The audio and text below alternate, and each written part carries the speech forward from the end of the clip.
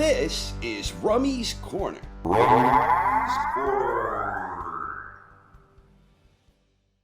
Good evening, boxing fans, and welcome to part 6 of 13, the 1940s. This is the scoring system where 31 volunteers provided me with a chronological list of between 10 and 25 names, whom they believe represent the greatest pound-for-pound boxers who competed in the 1940s. Let's rock. At number 10, we have Jake LaMotta, an American boxer known as the Bronx Bull and also the Raging Bull. As his moniker suggests, LaMotta was known for being a pressure swarmer with great brawling instincts and a granite chin. LaMotta won the World Middleweight Championship in 1949, and he is best known for his 6-fight rivalry against Sugar Ray Robinson, where he was likewise the first man to defeat the great Sugar Ray during his first 120-something fights. LaMotta appeared on 20 out of 31, including 2 votes inside the top 5. Number 9 is Charlie Burley, an American boxer known for being a tremendous all-around talent and a damn fine boxer. Despite never getting the opportunity to challenge for a major world title, Burley retains a tremendous reputation to this day as one of the very best and arguably most avoided boxers of all time. Burley won the world-colored welterweight and middleweight championships during his career, and he was a solid contender during his prime fighting years. Quick note, the record information at the bottom is the current information on BoxRec and is here as a point of reference. Burley appeared on 20 out of 31 with 2 votes inside the top 5.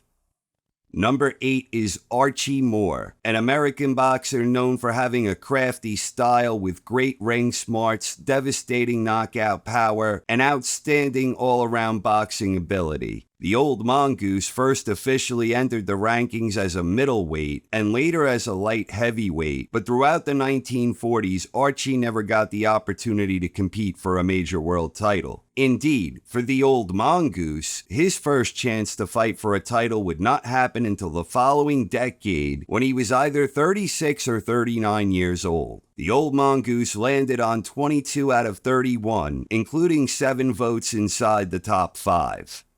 Number 7 is Sandy Sadler, an American boxer known for having stellar power to go along with his impeccable ability to cut off the ring and corner an opponent. Sadler was a 2-time world featherweight champion, and he was also the NBA junior lightweight champion. Sadler is best known for winning his 4-fight rivalry against Willie Pep, which continued into the following decade and included 1 win apiece in the late 1940s. Sadler finished on 23 out of 31, including 7 votes inside the top 5. Number 6 is Manuel Ortiz, an American boxer who was one of the most decorated and accomplished bantamweight boxers during the long, rich history of the sport. Ortiz won the World Bantamweight Championship in 1942, and he defended that title 15 times before losing the crown in 1947 against Harold Dade. Ortiz won the title back in a rematch 2 months later, and he made 4 more title defenses, bringing his grand total to a mighty impressive 19. Ortiz appeared on 24 out of 31, including 4 votes inside the top 5, and he also received 1 first-place vote.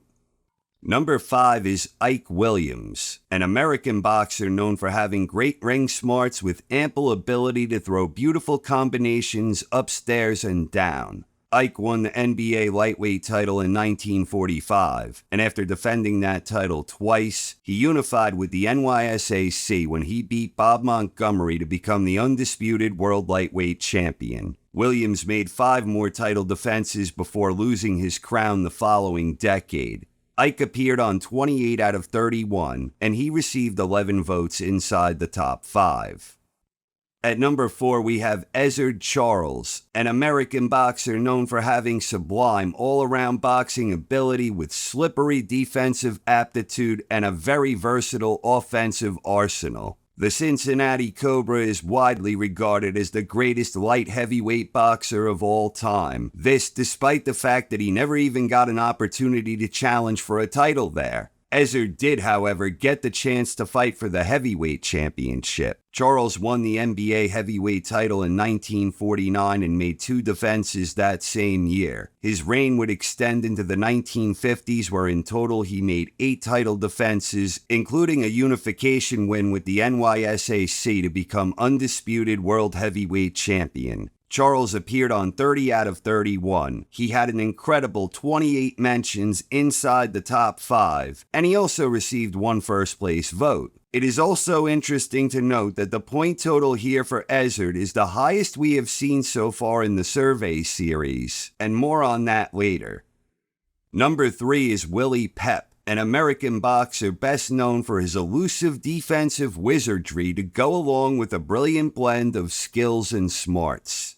The Will-o'-the-Wisp won the NYSAC Featherweight Championship in 1942, and he unified that with the NBA title in 1946 to earn the undisputed world featherweight distinction. And after losing that belt in 1948 against the aforementioned number 7 in this survey, Sandy Sadler, Pep regained the world championship in his rematch with Sadler. The Will-o'-the-Wisp landed on a perfect 31 out of 31 in the survey, and more impressive still, all 31 volunteers had Pep listed inside their top 5. Pep also had 1 first-place vote.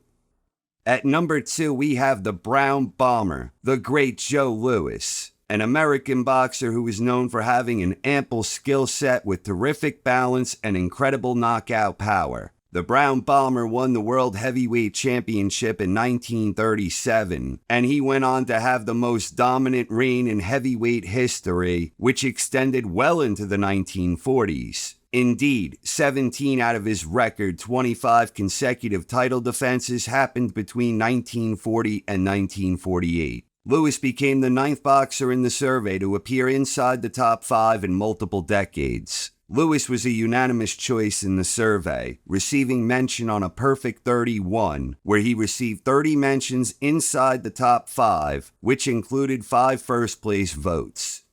And finally, at number 1, we have the great Sugar Ray Robinson, an absolute boxing legend. Sugar Ray was an American boxer known for having a graceful and fluid yet menacing style with immaculate skills, tremendous punching power, outstanding ring smarts, and an enormous will to win. Robinson is widely regarded as one of the very best, if not the best boxer during the long rich history of the sport, and not without damn good reason.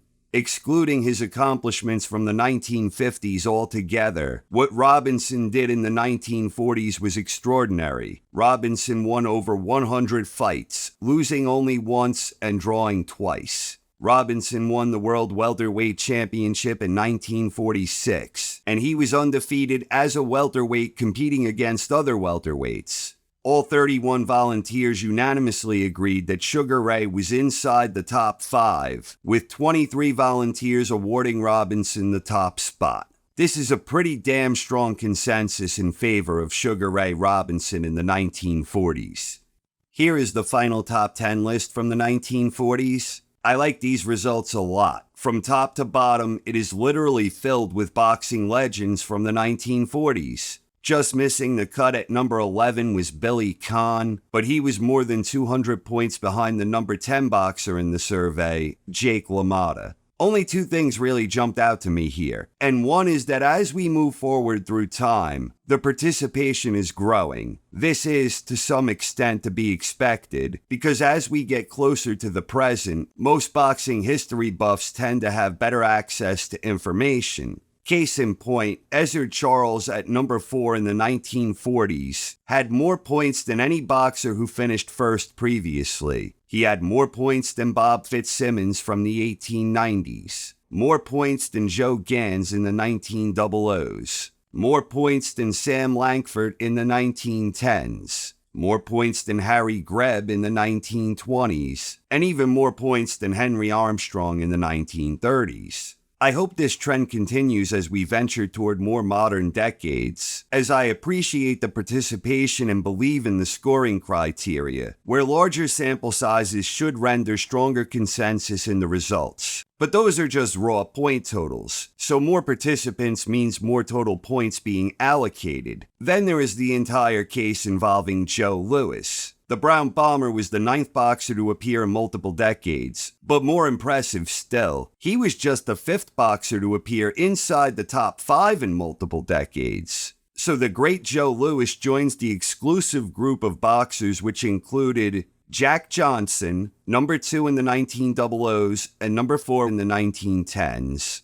Sam Lankford, number 5 in the 1900s and number 1 in the 1910s. Benny Leonard, number 5 in the 1910s and number 3 in the 1920s. Harry Greb, number 3 in the 1910s and number 1 in the 1920s. And now Joe Louis, number 2 in the 1930s, and now number 2 here once again in the 1940s. I personally find this type of thing fascinating, but in the case of Joe Louis it becomes even more fascinating, because he now joins another exclusive group, where Joe is just the 7th boxer to average over 100 points in a single decade. Now, I haven't strictly been tracking averages yet, but a quick glance multiplying the list number times 100, you can visually track others who have done this, which included Tommy Ryan and Bob Fitzsimmons from the 1890s, Joe Gans in the 1900s, Harry Greb from the 1920s, Henry Armstrong, and there he is again, Joe Louis from the 1930s. And now here again, Joe Louis in the 1940s, along with the great Sugar Ray Robinson.